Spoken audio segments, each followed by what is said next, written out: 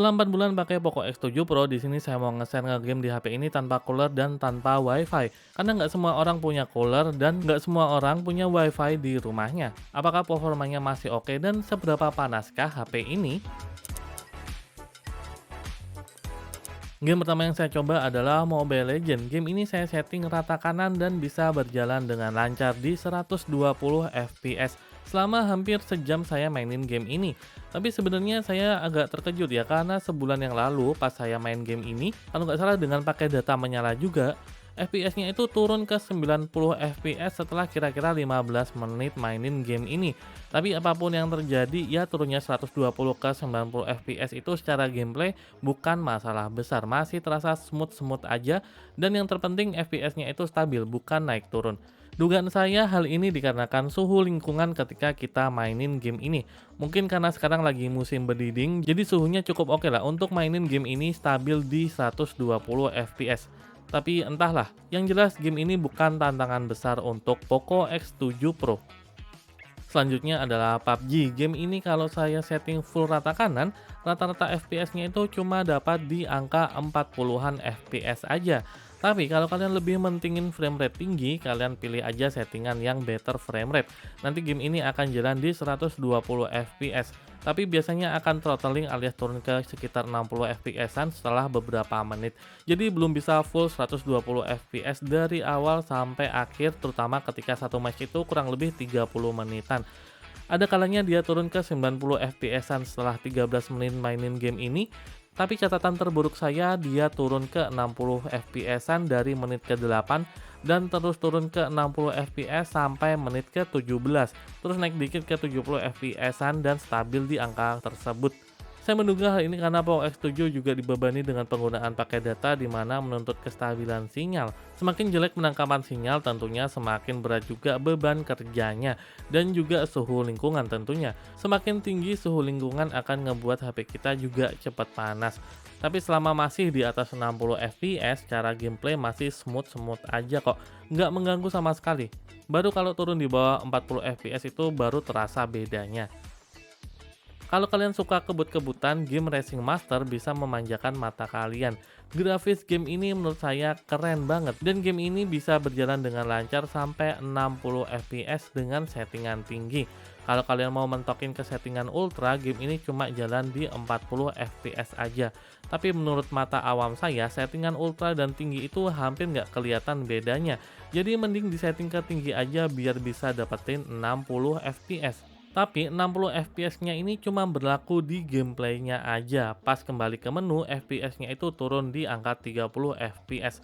Menurut saya ini akan menghemat performa GPU-nya, ya karena GPU-nya tidak akan dibebani beban tinggi terus. Dan hampir selama 40 menitan saya mainin game ini, gameplaynya itu cukup konsisten di angka 60 FPS. Walaupun terkadang turun dikit ke 45 FPS, tapi nggak sering-sering juga kok. Secara gameplay walaupun dia turun ke 45 FPS, gameplaynya itu masih mulus-mulus aja. Deadly Force jadi game keempat yang saya coba di HP ini.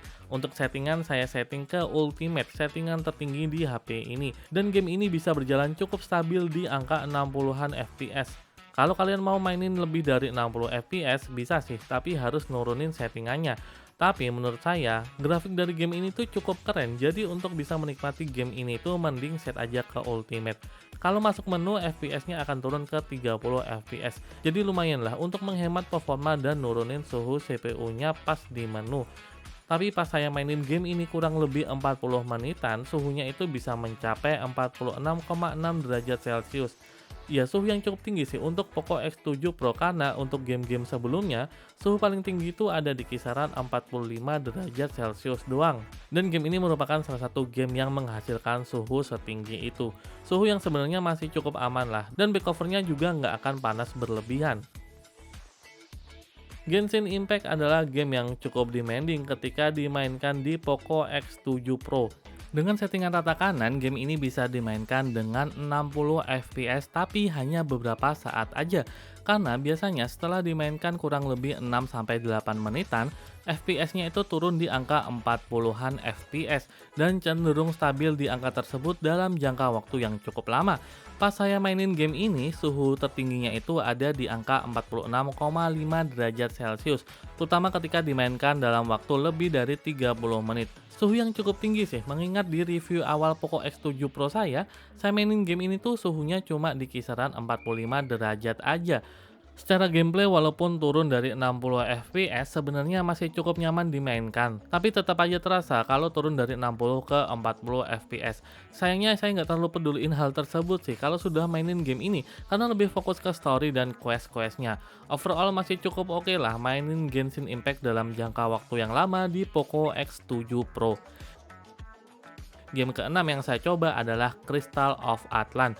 Game ini punya grafis yang cukup keren menurut saya dan ngingetin saya sama game Xenoblade Chronicle di Nintendo. Overall dengan settingan rata kanan, game ini cenderung stabil dimainkan di angka 60 FPS, walaupun terkadang turun karena banyaknya objek atau efek di gamenya. Terlihat dari grafiknya yang sering naik turun dengan cepat, tapi rata-rata FPS-nya itu bisa dapat di angka 55 FPS. Mantap! Sayangnya saya belum nyobain mode multiplayernya ya, karena saya baru mainin game ini dan belum ke unlock mode tersebut. Mungkin di review selanjutnya kalau sempat saya akan bahas game ini lagi deh, soalnya game ini cukup seru untuk dimainkan. Game ketujuh adalah game Honkai Star Rail. Game ini dengan settingan tertingginya masih mampu dimainkan di 60 FPS, tapi setelah 6-8 menitan FPS-nya itu turun ke 45-an FPS. Dan saya cukup terkejut pas lihat datanya di saat-saat tertentu FPS-nya itu turun ke angka 30-an.